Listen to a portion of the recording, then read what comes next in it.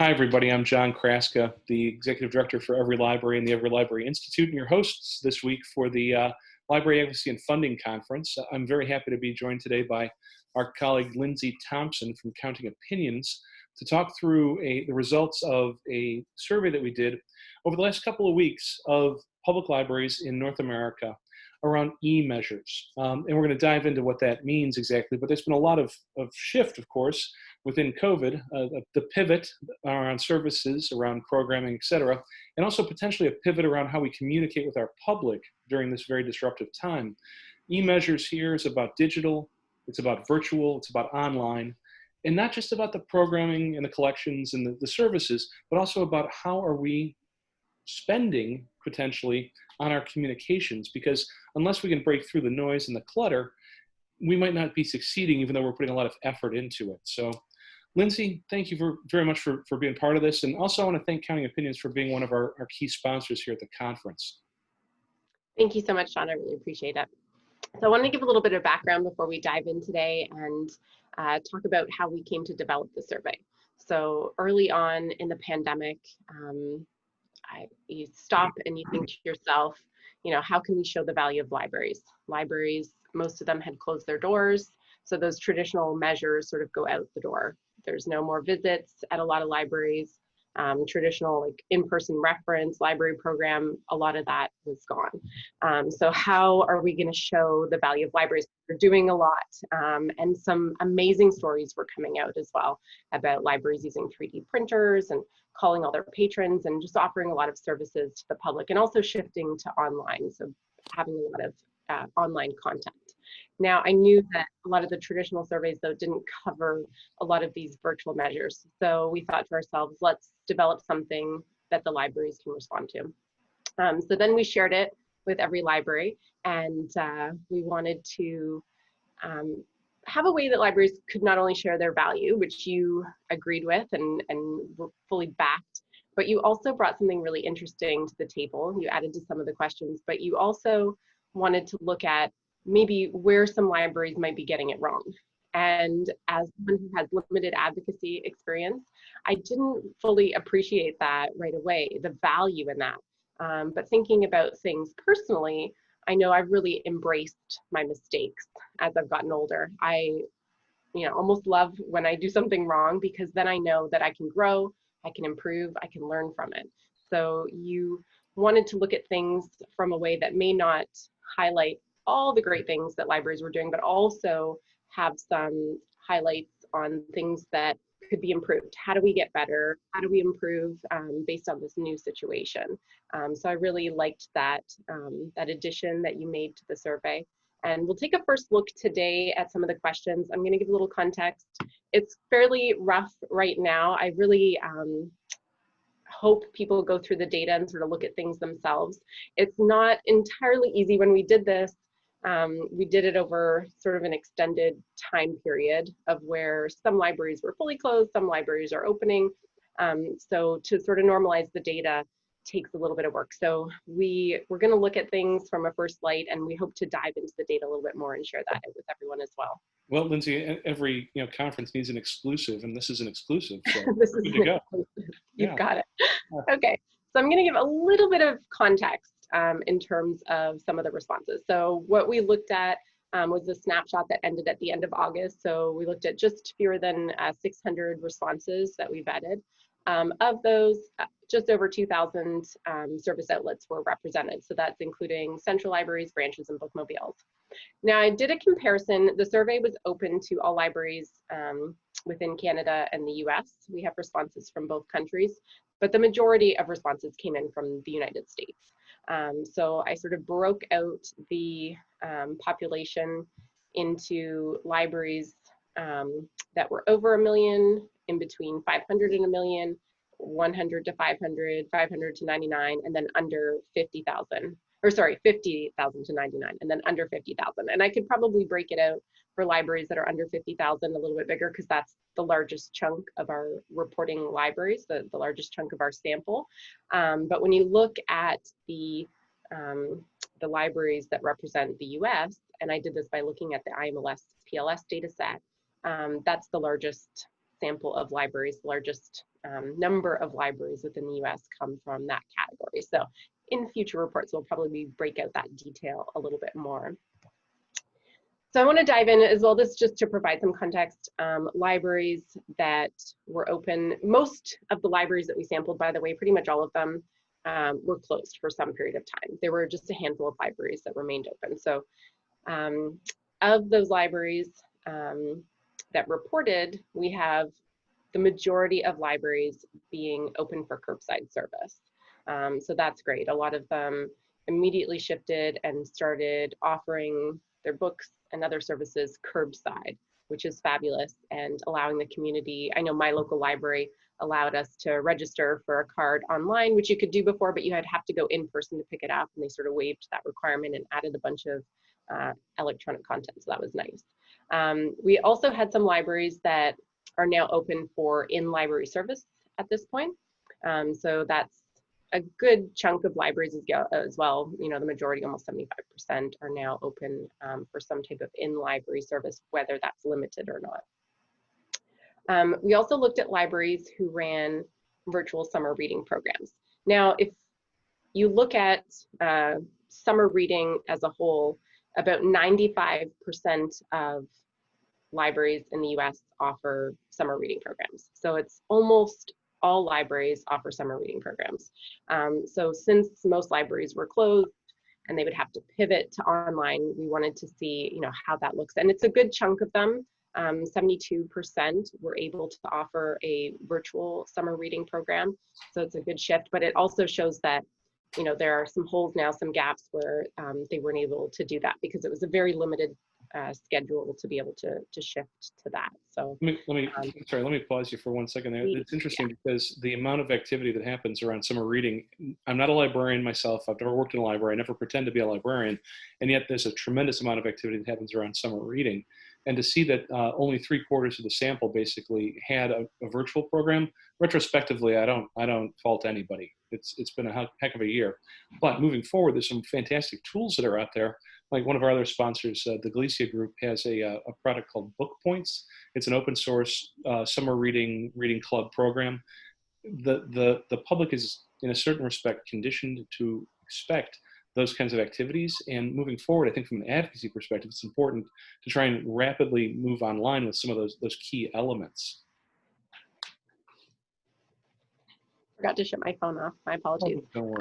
So what I want to dive deeper on here, and things that hopefully we'll see more of in an extended look at the summer reading, is you know, I was able to see that the average participation rate per week per 10,000 pop, because you have to sort of normalize across all these things, we're 33.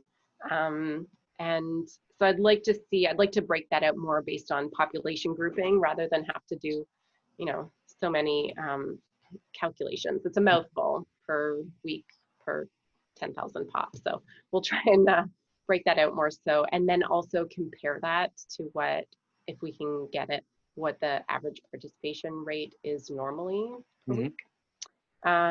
Virtual activities. This is just sort of a summary overview of libraries that were able to report on certain virtual activities. So 178 libraries of the sample offered some type of virtual interactive event. So whether that was a contest or a game, anything like that, like Ribathon, there were some cool things that libraries were doing out there. The majority of, or at least half of libraries were able to switch to online card registrations. So they had that set up at some point. And of those libraries, almost all of them had new registrations registered. So it wasn't just for renewals, but they had new people coming into the library if they offered online registration during that time. So that's really nice to see. And the average number of new users registered per week, oh, my apologies, was 73. Not many libraries offered virtual counseling hours, which is not surprising. This could include personal, if they teamed up with a community partner, or career or school counseling.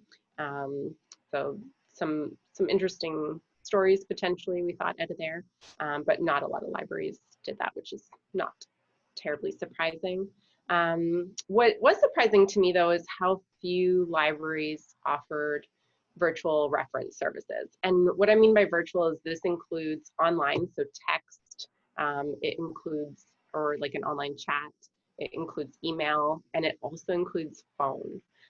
So potentially libraries weren't able, they may not track that very well, or maybe they're not offering it. It's hard to say, but I was surprised at how few libraries reported on that. And just over 100 libraries reported that they reported some data on some self-paced learning. And there was an interesting story that came out of France early on in the pandemic about how they developed a bunch of self-paced learning modules, some that were games and some that just went over some of the special collections that they had and really went into detail on it and had quizzes and learning components to it. And I thought that was really interesting, and they did such a fabulous job on it. So that was nice to see. Social media, this stuff gets kind of interesting as well. So most libraries have a Facebook page, so that's not surprising. This by far was the social media that was most well adopted by libraries. When you look at Facebook advertising, and again, when we do a deeper dive into this, I want to break it out based on population grouping, but only 37 of these libraries spent any money on Facebook advertising. And the amount of money spent per week was quite low as well, about $65 was the average. Yeah, let me comment on this for a minute. I mean, the fact that there's some virtue in having a Facebook page, but the virtue is limited if you're not actually trying to break through the Facebook algorithm, the organic, with some paid advertising. Paid advertising, of course, has to be done properly with audience segmentation. It has to be done over a sustained period of time, but there's so much sound and fury that goes nowhere amongst libraries if we don't actually put any money behind the advertising. There's a lot of tools here at the Library Advocacy and Funding Conference, including a session specifically from Facebook. We invited Facebook, they came, they want to see it go well, because of course they make a little bit of money on you, but it's good money, it's well spent when it's properly engaging your community, either for the services that you've just spent all this time and effort on, all the retooling, or if it's facing folks who care that the library is doing it, even though they might not need it themselves. So this is a really, to me, forgive me, troubling finding. The fact that there's so many Facebook pages out there that are just kind of sitting there because we think that we're 5, 6, 7 years ago when organic was happening, we're not anymore. And I think it's a clarion call for this industry to pay attention to our advertising budget shouldn't just be to produce bookmarks. It needs to be to move ourselves into this virtual space, this online space, this digital engagement space properly. Yeah, and to attract new people into the library. And personally, I've used Facebook advertising, and it's a good value. You get a lot of exposure. And again, as you mentioned, you can target that as well to exactly who you might want to attract to the library. Instagram, even more troubling. As we go down, you can see fewer libraries have these different types of social media pages. So Instagram was the second most popular. About 60% of libraries have an Instagram page. Almost nobody advertises on Instagram. There were only 3 libraries that did any Instagram advertising. So if you wanted to attract a younger demographic to the library, this would probably be the source that I would use.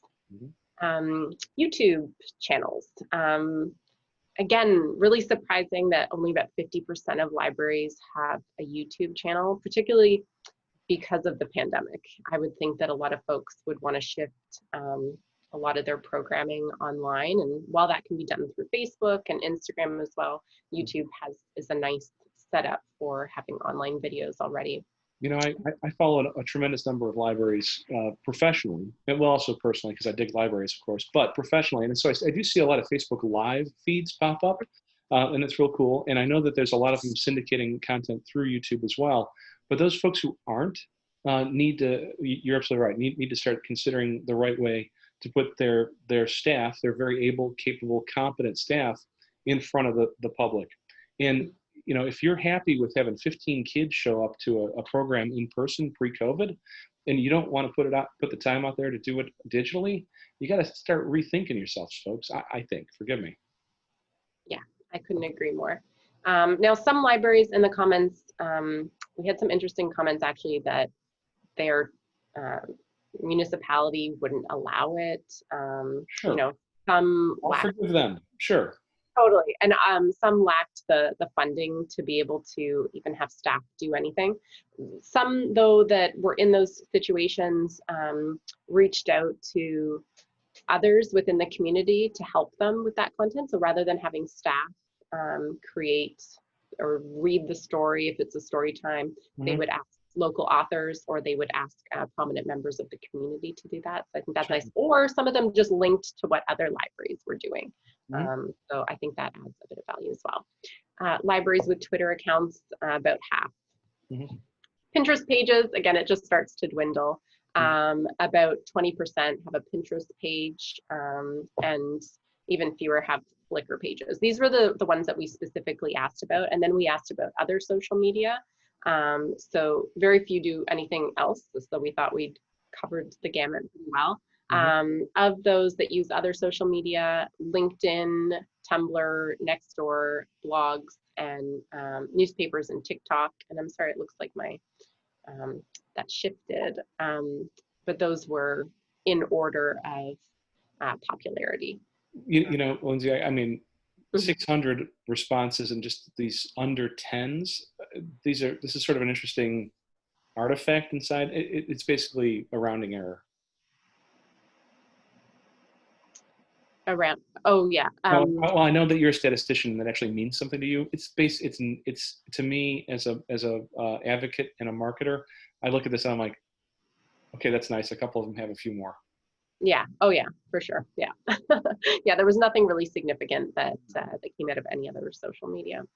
What really surprised me were the next two slides on marketing and advertising and emails.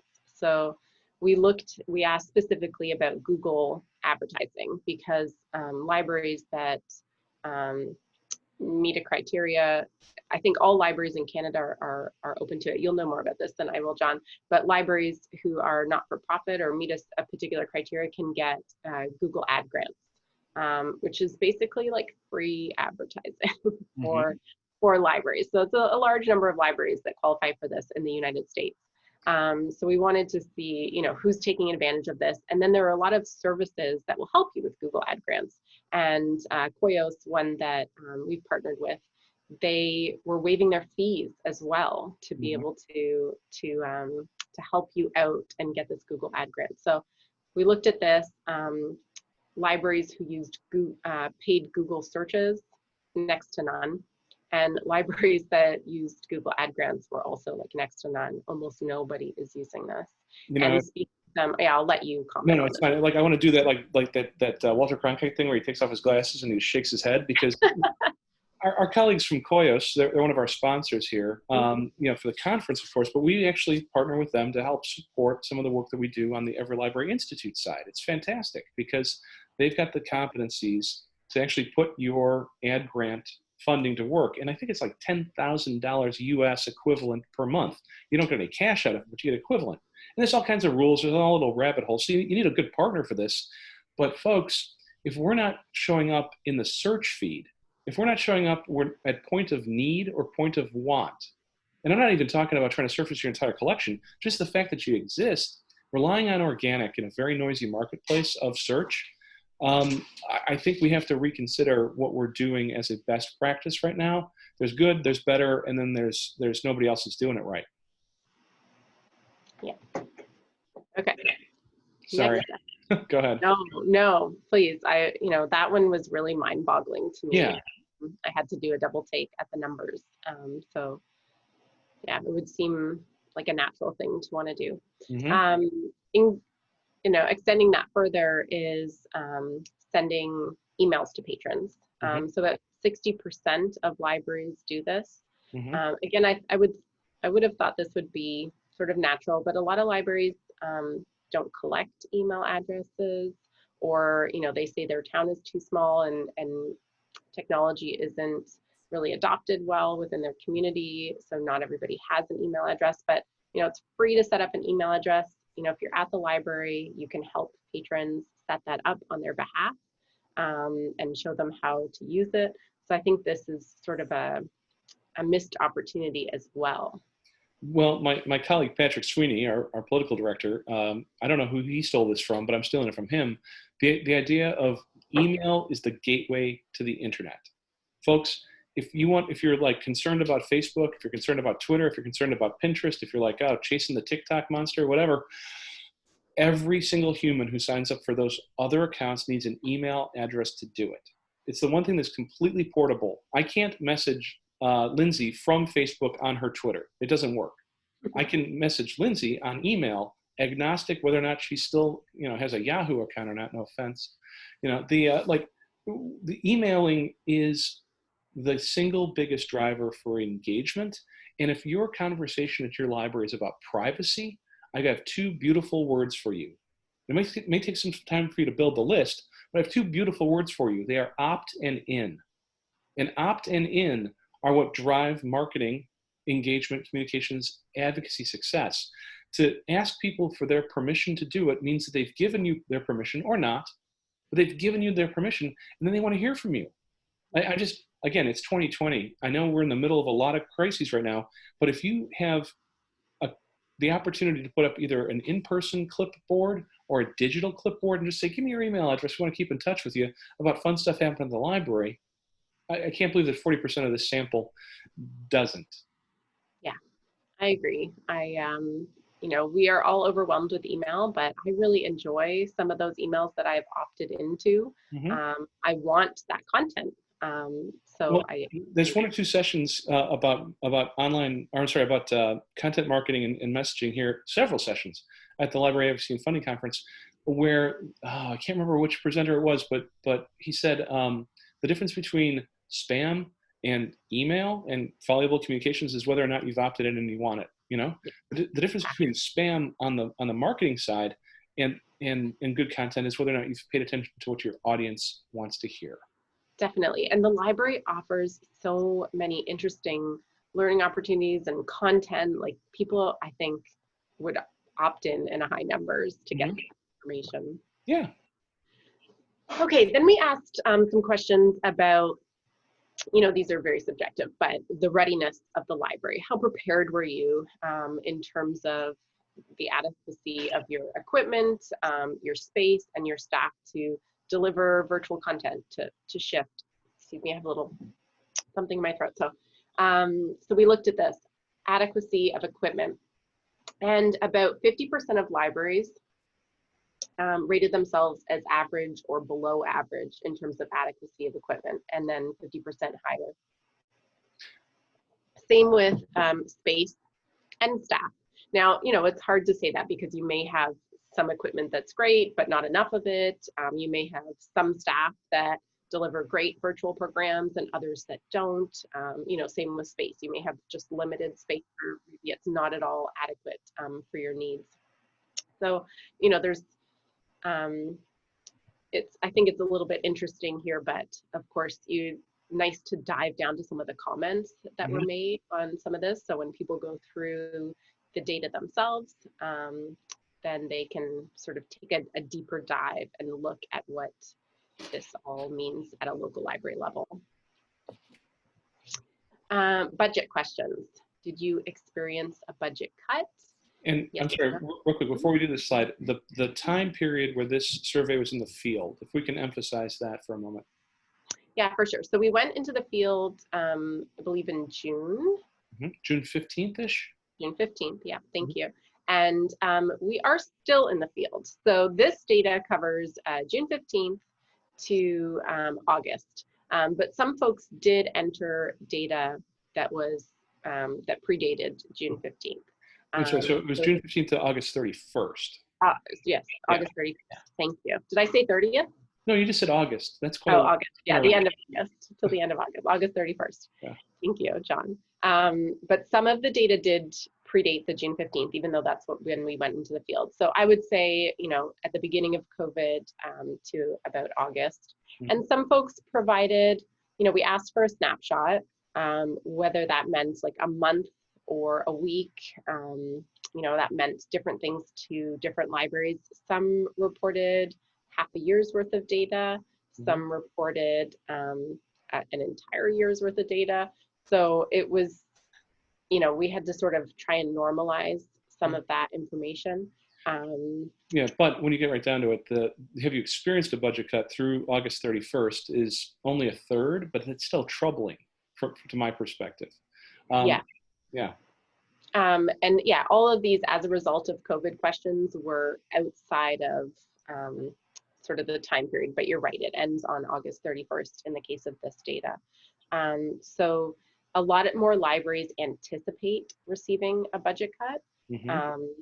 Some of them received it right away, and some of them had funding that was already secured through the year. It would also depend on when their fiscal year is, when that might end, because if it ended July 31st, then they may not have experienced a budget cut right away. That might be something that would happen after their fiscal year. So, there's, again, a lot of factors in here, but the anticipating a budget cut, it's tough because, in times where the economy is going through a tough time, when there are issues like a pandemic, anything like that, people rely on the library more heavily.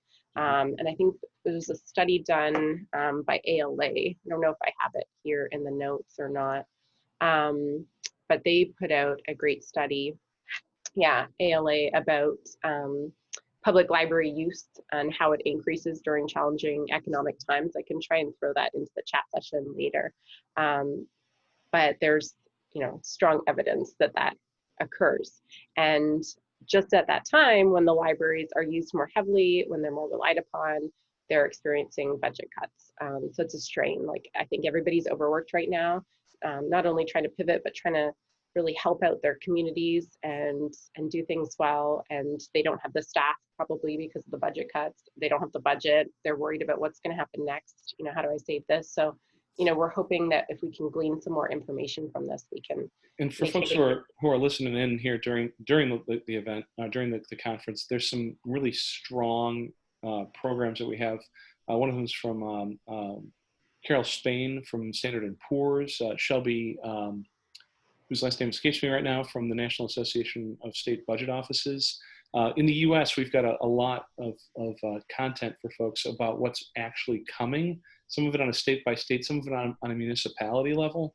To say that we are anticipating budget cuts means, though, that we have to take a proactive stance to either hold the line against cuts.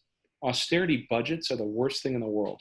Austerity budgets are what most government, or what most policymakers and a lot of politicians do during a crisis. They say cut, and then they say fight it out amongst yourselves. And there's not a lot of courage for new revenue. Part of this conference is to try and encourage the library community to go out for new revenue. When I say new revenue, I mean taxes. Donations are great, but you don't run a public institution on donations. You run it on taxes. Or policymakers, perhaps in a cut environment, say efficiencies.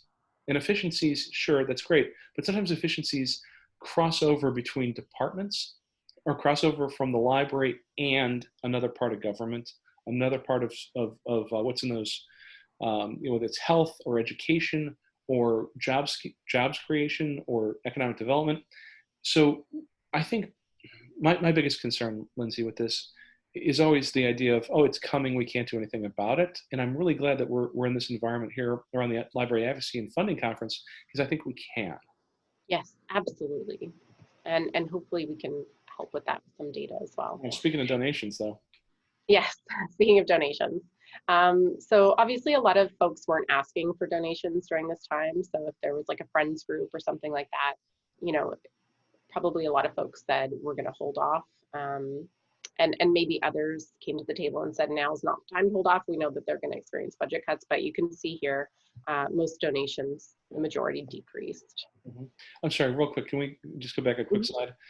Yeah. This is a very interesting situation, because the hesitancy to ask for money during a financial crisis, Gail Perry, one of our presenters, has a fantastic model for what's called permissions-based fundraising. The idea that you cannot assume where somebody is at. You don't know if they're in the stock market, or if they have a lot of cash, or if they just want to give a little bit more because they really care. I mean, permissions-based fundraising is fascinating. Can I ask you if you would like to donate? It's not a guilt trip, that's honoring the other person on the side of the conversation and assuming for them that they won't donate. We at the EveryLibrary Institute side, our nonprofit side, we were moved to try and support individual library workers during the pandemic, to support individual library workers. And by, if you've been furloughed, you've been laid off, you got family, you got a housemate, whatever your living situation is, if you're having some trouble right now, we're going to raise some money and then give it away. $200 checks, $250 checks. We raised $80,000 from inside the library community in a couple of weeks. And I'm really proud of that for a couple of reasons. And one of them is because we actually made the ask. And we were able to connect people who care with people in need. And I think the library is well positioned to do that. I'd encourage folks at this conference to dive into some of those fundraising tracks.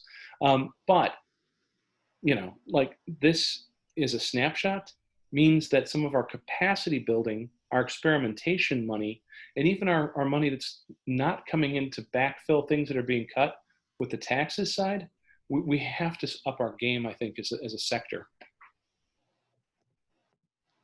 All right, and then there's more expenses. There's more expenses, electronic resources. So a ton of libraries obviously drastically expanded the electronic resources that they offered. And that in turn cost a lot more money. So 60% of them spent more money on electronic resources to be able to meet the needs of the community. Technology, most as well left their Wi-Fi on during the closure. So whether that meant, folks could come use it in the parking lot or around the community, depending on how far that reach was. And the majority don't actually lend any physical, or didn't lend any physical technology during that time. So that would include things like laptops and Wi-Fi hotspots and stuff like that. I have to think that some of that was inventory, not interest, But one of the things that's very interesting right now is that there's a tremendous amount of money coming from the federal government, from Congress, and whatever happens with the next pandemic relief bill and whatever's happening in Ottawa as well, that a lot of it's focused on digital inclusion. And digital inclusion is more than having broadband and Wi-Fi. It's the technology to help people, bridge that divide, et cetera, et cetera. But Wi-Fi lending hotspots, tablets, Chromebooks, whatever. If we are low on our inventory, I think that one of the true places that libraries can access gap filling or capacity building support from federal government is through those kinds of grant programs. IMLS is about to, I don't know, I didn't check today, it's the 15th of September, but they're about to announce a big round of that, and I hope that goes a long way.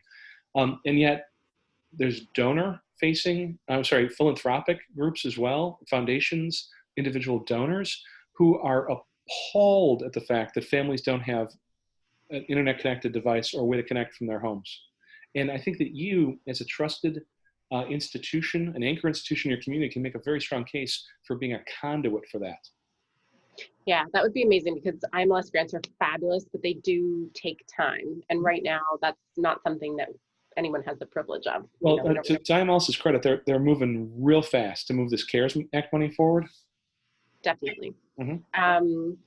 What I will say on this too is that there's a really nice story about libraries also donating a lot of their older computer equipment, donating to community, donating to folks in need. But I think you make a great point about linking that up as a library. And then we just looked at bookmobiles and techmobiles. Majority don't have those. But again, a lot of the libraries that we looked at were smaller, so there may not be the need for that within the community. They may not have the space. And I just want to remind everybody here, this survey was in the field through the 31st of August. This wasn't like March 19th, okay? This is what's going on almost like 2 weeks ago. And it might even be happening today. Again, finding new money, finding new funding sources on technology, it's not simple, but it's a lot easier than finding new money for any other part of your operations right now in the crisis. Yeah. And so then of the libraries that said they had a techmobile or bookmobile, very few of them used it as an additional Wi-Fi hotspot. That's what I mean, yeah, fill in that gap.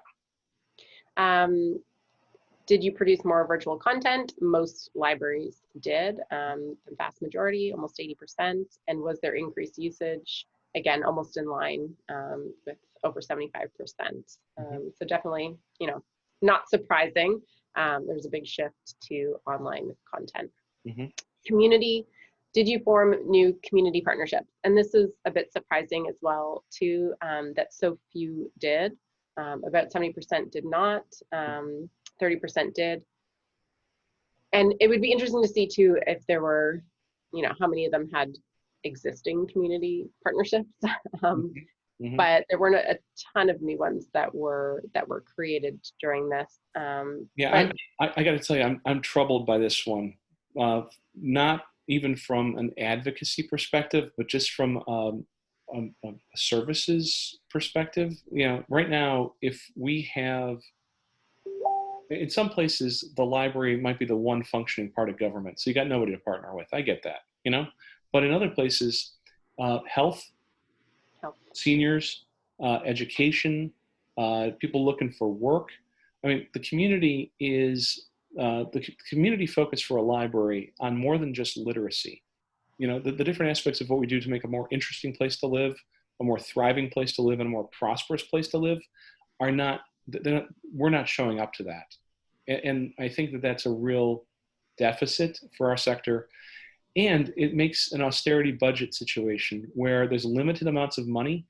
If you are not already recognized as the first or best, at what you do, where's the money going to flow? It's going to flow to the first or the best, unless there's nobody who's first and the best. And if there's no coalition, if there's no partnership, we have to position ourselves not just to serve, but to be true partners, because that's where the funding moves. Yeah. Now, some of the interesting stories that came out, though, that folks who are, were that they were teaming up with folks that were handing out food hampers, and they were including books with those, giving away books that would otherwise go through a book sale. Yep. And Lindsey, forgive me, that's like core literacy stuff. I think that we do that. We're very comfortable with it, but it's the other parts of it that touch different aspects of the community's life that I'm looking at going, okay, folks, let's get outside of our bubble. Let's get outside of our silo. Maybe we need to be the ones to introduce ourselves. Yeah. Shaking it up. I like it. Did you redeploy staff, space, or equipment? Again, most did not, but those who did, again, some really wonderful stories there. Oh, yeah. Staff helping out at old age homes, retirement homes, like with seniors, staff that were helping in other aspects of government as well, who were using their space and equipment to help print, 3D print PPE and other supplies to help out during COVID-19. So there are a lot of great stories there if you were able to. Let me put an asterisk on this though, because the impetus to redeploy is not necessarily universally allowed in employment contracts, or is it necessarily something we want to encourage? If the library staff are it's not in their wheelhouse to do a particular task, or if there's no compensation for library workers or training for library workers or safety and security for library workers, I don't want to make this be a judgment call here. This is an interesting stat though. Yeah, no, I couldn't agree more. And some may not have, the 3D printers, if it was an equipment to be able to do that. Right. Did you participate in broader community COVID-19 messaging? So this is outside of the library. Whether the library did it or not, that's really not the question. Here it was, did you help with other community messaging outside of the library? So only 30% of libraries did. Yeah, and just folks, like if your whole social media feed and your whole email newsletter is basically retweeting other parts of society during the crisis in order to connect people with good current information that you vetted, this should be shaped the other direction.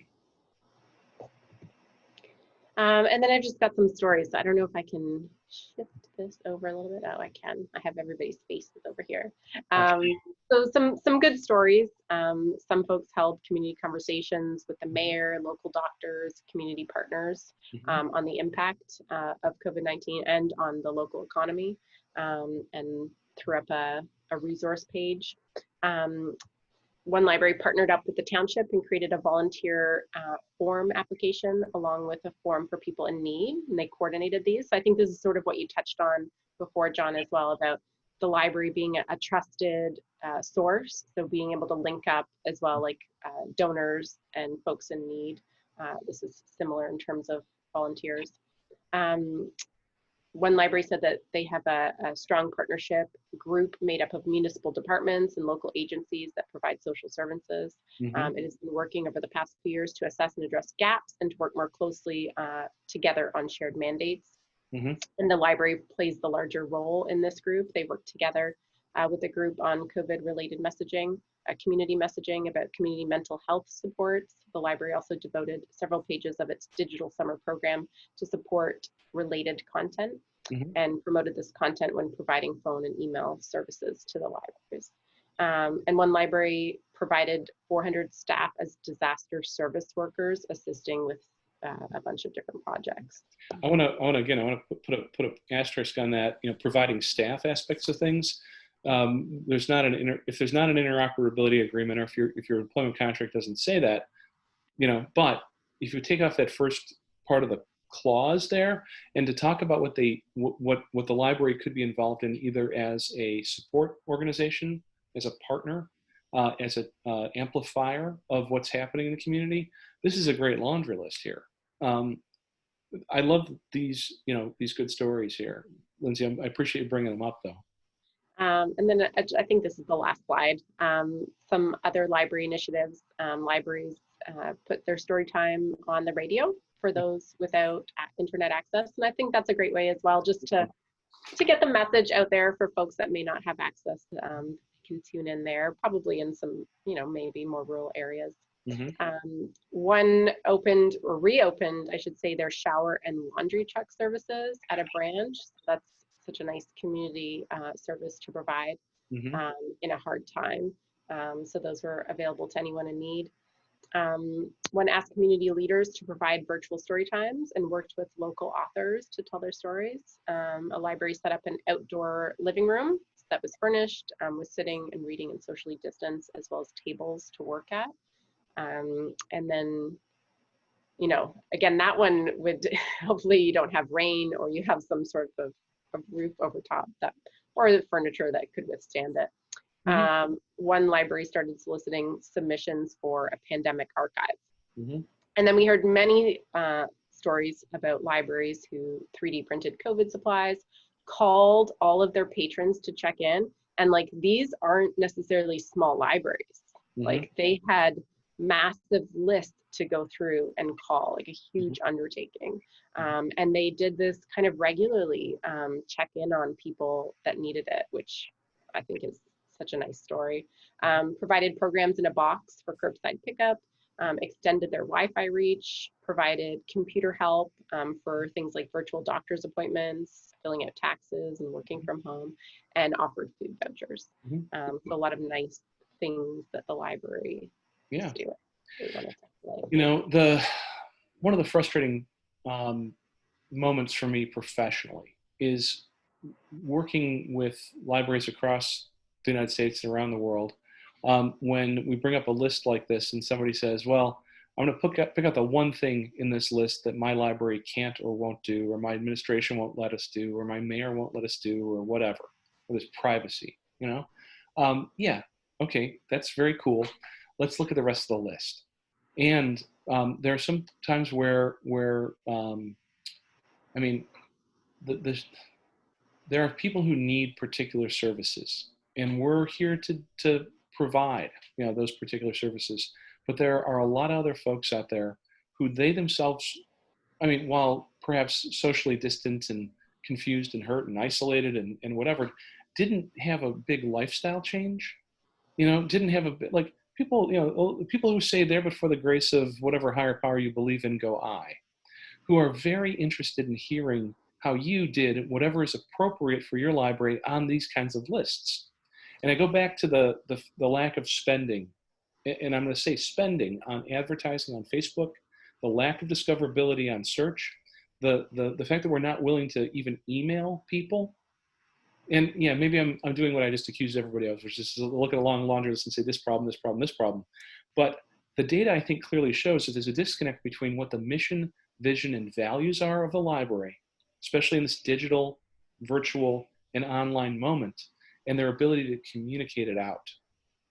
At least that's my short assessment of this. I agree. I think that's what stood out most to me as well, was the lack of advertising on Google and Facebook and other means, because if you're only looking at your just registered borrowers, then how are you ever going to grow that if you're not advertising outside of that community? And then you may get advertising to people that may not use the library. I'm sure you'll increase usage by doing it, but you may advertise to somebody with deep pockets who thinks, oh, I never thought that the library's doing this. This is something that I want to help out with. This is a good news story. I mean, you never know, right? So, I think it's money worth spending to be able to expand your reach as a library and to be on top of people's minds in terms of who gets the funding and what they're doing. Because it could be your mayor that gets that advertising and is like, oh, right, reminded again about what the library is doing. I'm heartened when a donor shows up out of the blue. You see these stories like, oh, our library got a bequest. I was on the library board for my local library in Berwyn, Illinois, my hometown. 60402 is our zip code. And when I was on the library board there, we got a bequest from somebody that only one library staffer knew.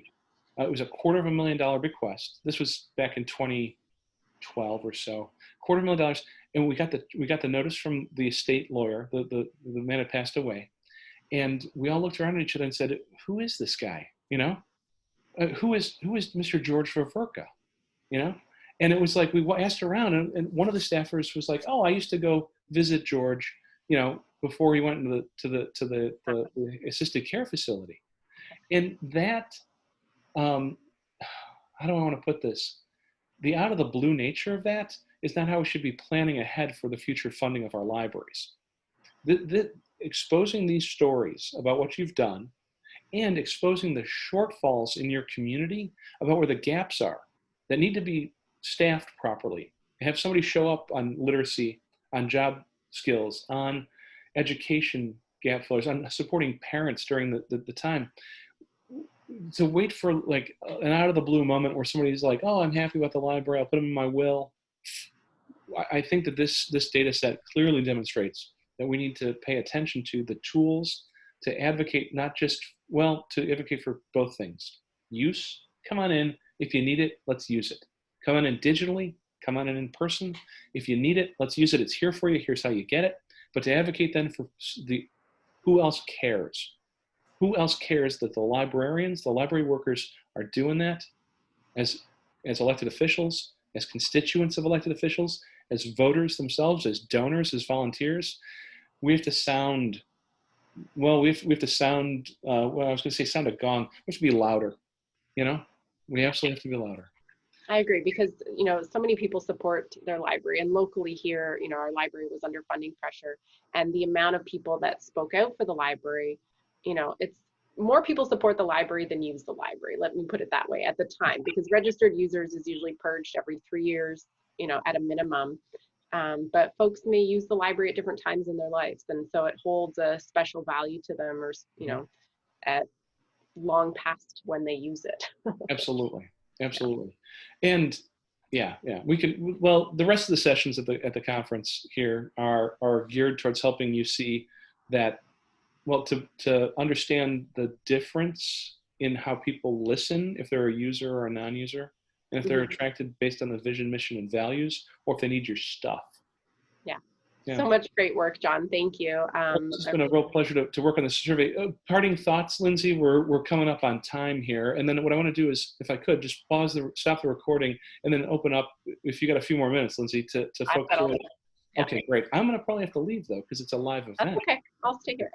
Great. So parting thoughts for our recording, though. Okay. Parting thoughts. Again, I want to expand this out further. So while this is a first look, kind of getting into the data just makes me want to do it more. So I want to follow up on this. It was a bit challenging to go through as well, and some things that we looked at. This is the first time we've done the survey, and as much as you review and try and plan for it, you know, when you're at the end of it all and think about how you want to use the data, when you're at the end of it all, you want to make tweaks.